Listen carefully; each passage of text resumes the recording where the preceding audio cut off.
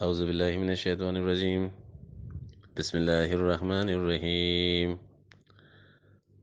وذروا ظاہر الاسم وباطنا ان الذين يكسبون الاسم سيجزون بما كانوا يقترفون ولا تأكلوا مما لم يذكر اسم الله عليه وإنه لفسق وإن الشياطين ليهون إلى أوليائهم ليجادلكم وإن أطعتموهم إنكم لا مشركون صدق اللہ العظیم۔ السلام علیکم ورحمۃ اللہ وبرکاتہ۔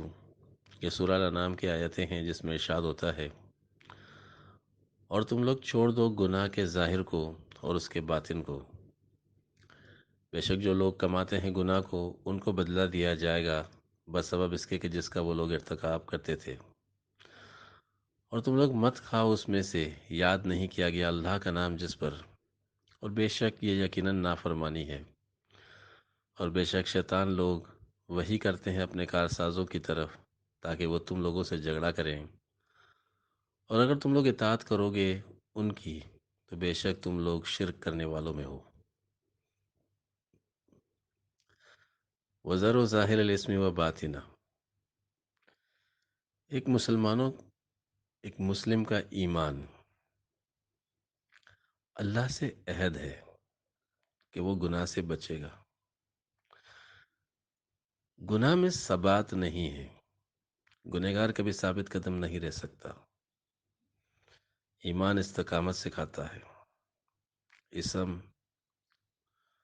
اس گناہ کو کہتے ہیں جو آپ کو غیر مستحکم کر دے، جو استقامت سے محروم کر دے۔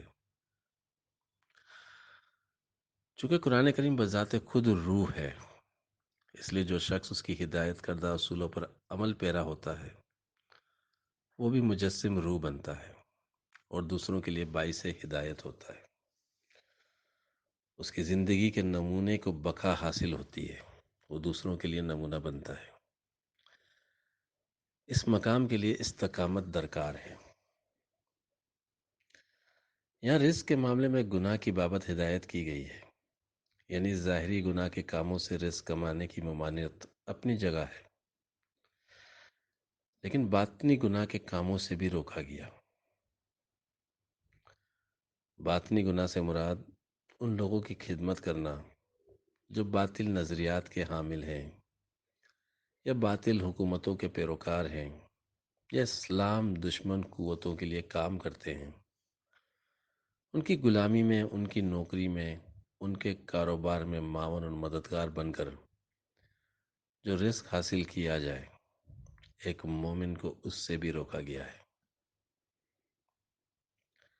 کیونکہ یہ ایک حقیقت ہے کہ جب فرعون ڈوبتا ہے تو اس کے ساتھ ہی اس کے پیروکار بھی ساتھ ڈوب جاتے ہیں۔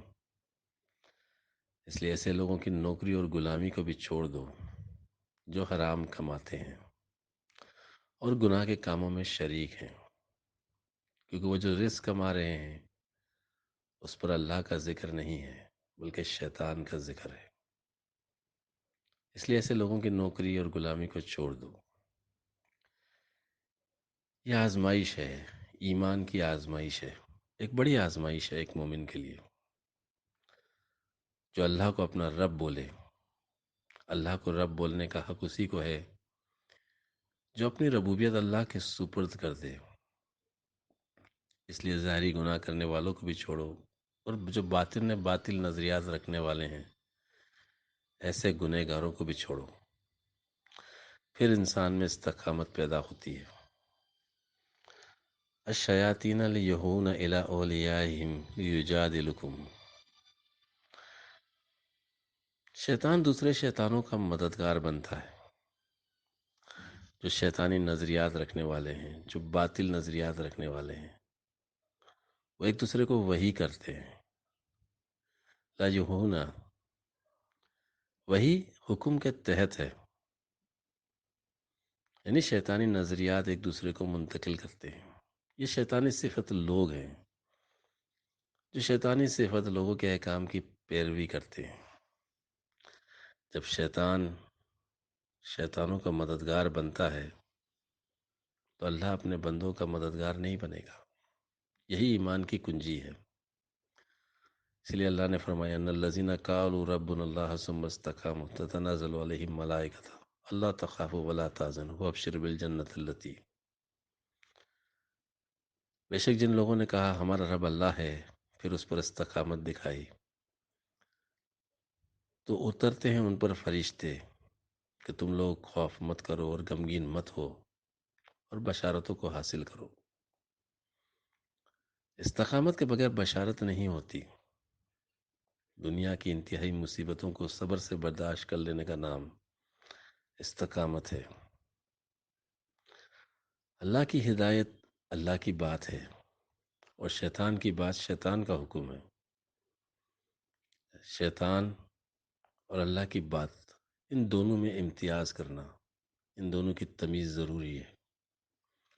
شیطانی صفت اور باطل نظریات کے حامل لوگوں کی پیروی میں ان کی بات کو ماننا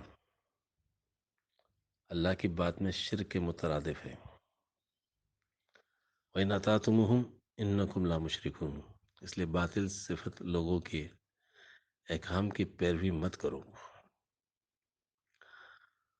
موت ہے ایک سخت تر جس کا غلامی ہے نام، مکر و فن و خواجگی کاش سمجھتا غلام، شر ملوکانہ میں جدت احکام دیکھ، سور کا گوگا حلال حشر کی لذت حرام، ہے کہ غلامی سے روح تیری مدمحل، سینہ بے سوز میں ڈھونڈ خودی کا مقام۔ وآخر دعوانا الحمدللہ رب العالمین۔